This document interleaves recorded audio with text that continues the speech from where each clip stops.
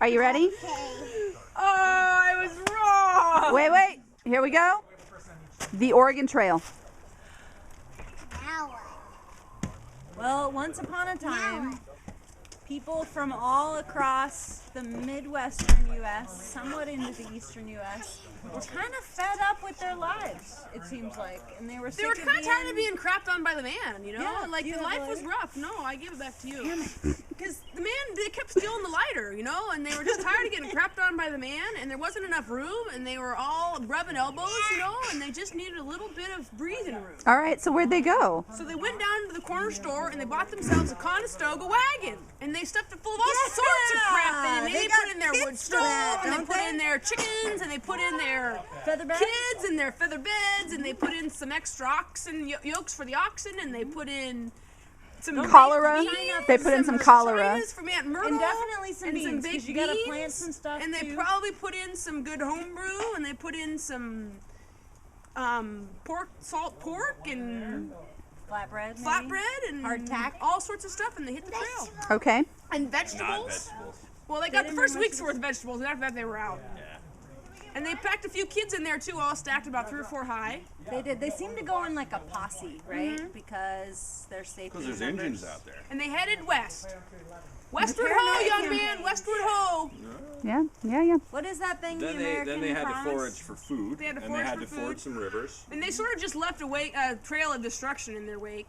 Are you talking about the Oregon? We're on the Oregon Trail, baby. come on over The wagon here. train's leaving. Oh, I love that story. What part do you love?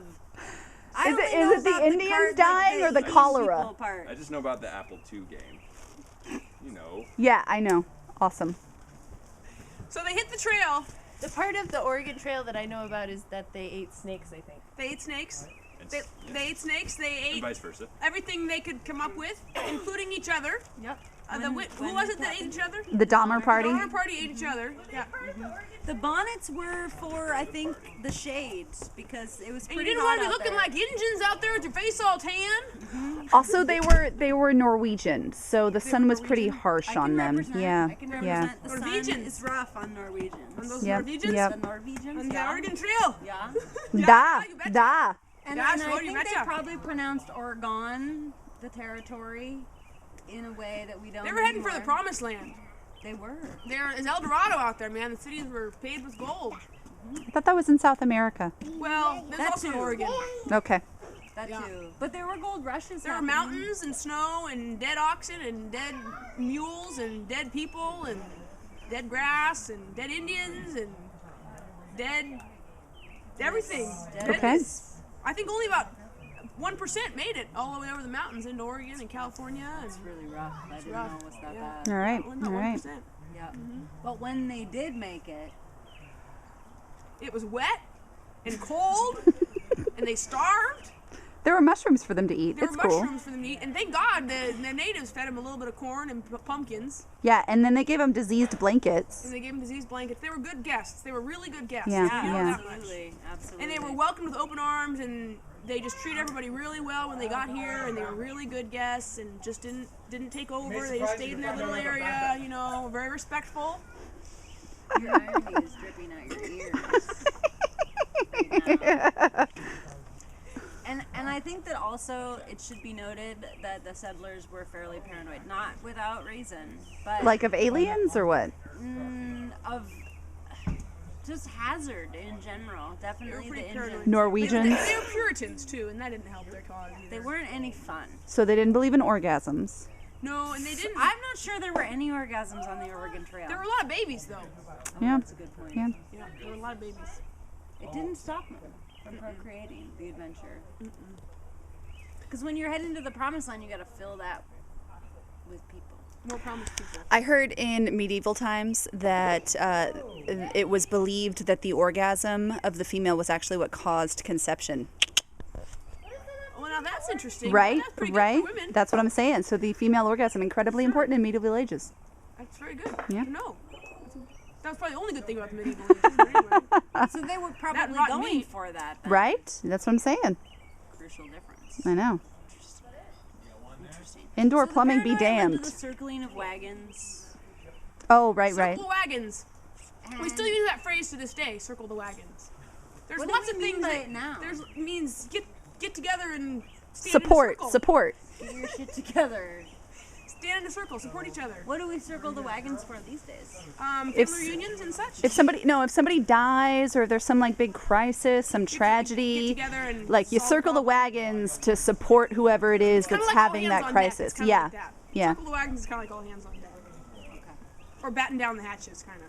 See, Yeah. but then the thing is, they get to where they're going. They've circled their wagons. They've made their They didn't go very posse. fast because they were in a circle the whole time, and someone else had to go backwards, so they didn't go very fast. It's hard to do. It's It's really hard to. Horses don't like to walk backwards pushing a wagon. It isn't quite. It's hard for them. She knows. She knows about what horses like to do. Sure does. Yep. But so then they get out here, promised land, westward ho, and they find themselves in this land of huge trees Big trees. and darkness. Trees that are so damn. big. Nice touch. Dankness Dank, dark, and wet. and wet. And that's where we get names like Cape Despair and Cape Disappointment and Dead Deception Horse, Pass. Dead Horse Drop. Places like that. So we get And those they names. built these dank cabins with very few window spaces. Right, and they lived in underground too. A lot of them lived underground in small houses. Hovels. Hovels. Yeah. They lived in hovels underground. Yeah. And sometimes when you lived underground, and Wasn't the he a oxen got character loose, they in would fall through your Labyrinth? roof. Do you ever remember that? No, The I don't oxen remember falling through. that. That's what happened to Laura and Mary. The oxen fell through their roof, in their sod house. Hazard. It was a really problem. And they had dirt floors. And those babies they conceived, they died. Well, only the tough ones lived. The really tough ones. So we're all from pretty tough stock because we survived the Oregon Trail. That's a good point. Pioneers. Yeah. My family was Norwegian, but they didn't make it on the Oregon Trail. They didn't make it. They made it on the ship after. Oh, on the ship after. They were smart. That'd be pretty tough. They made it when the time was the railroads. They took the easy route. We can't all Well, be so we got a pioneers. mix of the tough and the smart. Right. Yeah, you know. Some work harder, some work smarter. you And know, in what the can you say? meantime, the bonnet has really fallen out of fashion, I feel. Yeah. The sun might come still back. exists. Certain Asian gardeners still wear it out in the garden, and I think that's really smart. It's a shade. Might come back one of these days. We're kind of going retro anyway. Retro style. Why not? Why not go all the way back? Gingham. Gingham. Gingham. Bring back in the calico. Calico. Yeah. Yeah. All right. Did you wear Calico. calico? Okay. You know what calico is? See what I'm This talking is about? calico, isn't it? No. No, it's something else. That's something else entirely. I don't actually know what calico is. It's a kind of cat. Oh, I see. Kind of like Could be tortoiseshell. could be Any- a fabric. Any other feelings about the Oregon Trail? Mostly it just kind of sucked. Yeah, Okay. yeah. It was a bad time. And then once they came across, it was like the promised land. And they started plowing up all the grasslands, and it was it was amazing miracle grasslands, and they plowed it all up, and they had bumper wheat crops for several years, and then they hit a drought, and all the soil blew away. It was just disaster, dust bowl. We All do the not soil blew learn. away. We do not learn. And Hugh Hammond Bennett, who was the grandfather of soil science, he shows up in Washington, D.C. in about 1930 or so, and he says, "You listen to me, the soil is blowing away in the wind, and this world is coming to an end." And no one believed him until he threw open the windows in Congress, and a dust storm blew in. And they all went, "Holy shit, you're right." And that's when the Soil Conservation Service started. Yeah, that's it.